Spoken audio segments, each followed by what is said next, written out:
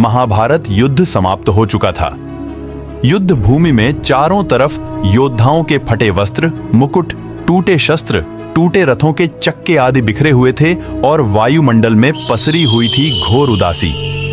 गिद्ध, कुत्ते, सियारों की उदास और डरावनी आवाजों के बीच निर्जन हो चुके उस भूमि में द्वापर के सबसे महान योद्धा भीष्म पितामह सरसैया पर पड़े सूर्य के उत्तरायण होने की प्रतीक्षा कर रहे थे। तभी उनके कानों में एक परिचित ध्वनि शहद घोलती हुई पहुंची। प्रणाम पितामह।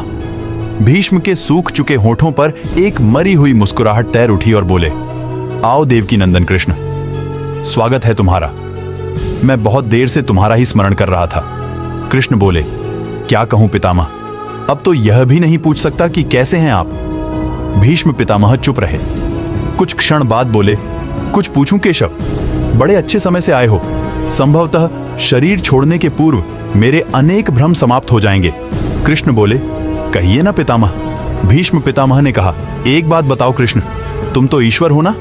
कृष्ण ने बीच में ही टोका और कहा, नहीं पितामह, मैं तो आपका पौत्र हूं, ईश्वर नहीं।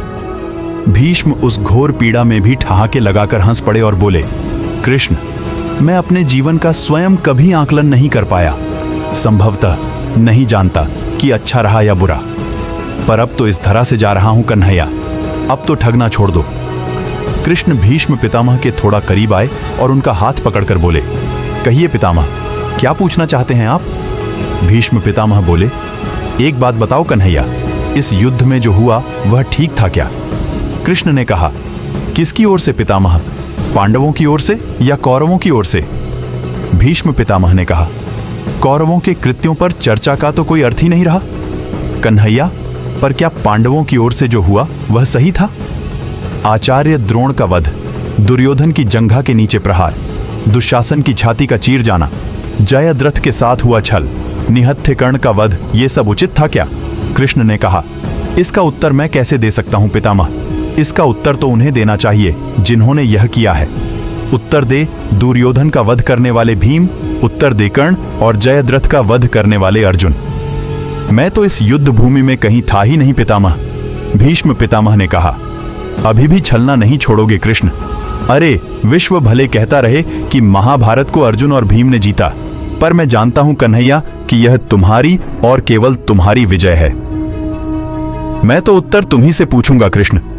भीष्म पितामह के इतना कहते ही कृष्ण थोड़ा गंभीर स्वर में बोले, तो सुनिए पितामह, कुछ बुरा नहीं हुआ, कुछ अनैतिक नहीं हुआ, वही हुआ जो होना चाहिए। भीष्म पितामह ने कहा, यह तुम कह रहे हो केशव? मर्यादा पुरुषोत्तम राम का अवतार कृष्ण कह रहा है। यह छल तो किसी युग में हमारे सनातन संस्कारों का अंग नहीं रहा, फिर यह उचित कैसे हुआ? कृष्ण ने कहा, इतिहास से शिक्षा ली जाती है पितामह, पर निर्णय वर्तमान की परिस्थितियों के आधार पर लेना पड़ता है। हर युग अपने तर्कों पर, अपनी आवश्यकता के आधार पर अपना नायक चुनता है। राम त्रेता युग के नायक थे, मेरे भाग्य में द्वापर आया था। हम दोनों का निर्णय एक सा नहीं हो सकता पितामह। भीष्म पितामह ने कहा, मैं कुछ समझ नहीं पाया कृष्ण। कृष्ण ने कहा, पितामह, राम और कृष्ण की परिस्थितियों में बहुत अंतर है। राम के युग में खलनायक भी रावण जैसा शिवभक्त होता था। तब रावण जैसी नकारात्मक शक्ति के परिवार में भी विभीषण जैसे संत हुआ करते थे। तब बाली जैसे खलनायक के परिवार में भी तारा जैसी विदुषी स्त्रियां और अंगद जैसे सज्जन पुत्र होते थे। उस युग में खलनायक भी धर्म का ज्ञान रखता था, इसलिए राम ने उनके साथ कहीं छल नहीं किया। किंतु मेरे युग के भाग में कंस, जरासंध, दुर्योधन, दुशासन, शकुनी, जयद्रथ जैसे घोर पापी आए हैं। उनकी समाप्ति के लिए हर छल उचित है पितामह। पाप का अंत आवश्यक है पितामह, वह चाहे जिस विधि से हो। भीष्म पितामह ने पुनः प्रश्न किया, तो क्या तुम्हारे इन निर्णयों से गलत परंपराएं नहीं प्रारंभ होंगी? ये सब क्या भविष्य तुम्हारे इन चालों का अनुसरण नहीं करेगा? और यदि करेगा तो क्या यह उचित होगा? कृष्ण ने कहा, भविष्य तो इससे भी अधिक नकारात्मक आ रहा है पितामह। कलयुग में तो इतने से भी काम नहीं चलेगा। वहां मनुष्य को कृष्ण से भी अधिक कठोर होना होगा, नहीं तो धर्म समाप्त हो जाएगा। जब क्रूर और अनैतिक शक्तियां सत्य एवं धर्म का समूल नाश करने के लिए आक्रमण कर रही हों, तो नैतिकता अर्थहीन हो जाती है पितामह। तब महत्वपूर्ण होती है विजय केवल विजय। भविष्य को यह सीखना ही होगा पितामह। भीष्म पितामह ने पूछा, क्या धर्म का भी नाश हो सकता है केशव? और यदि धर्म का नाश होना ही है तो क्या मनुष्य इसे रोक सकता है?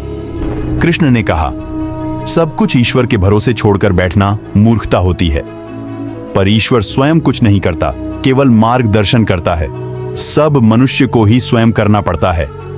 आप मुझे भी ईश्वर कहते हैं ना, तो बताइए ना पितामह, मैंने स्वयं इस युद्ध में कुछ किया क्या? सब पांडवों को ही करना पड़ा ना। यही प्रकृति का संविधान है। युद्ध के प्रथम दिन यही तो कहा था मैंने अर्जुन से। यही परम सत्य है।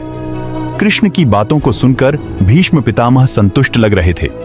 उनकी आंखें धीरे धीरे बंद होने लगी। उन्होंने कहा, चलो कृष्ण, यह इस पृथ्वी पर अंतिम रात्रि है। कल संभवतः चले जाना होगा। अपने इस अभागे भक्त पर कृपा करना कृष्ण।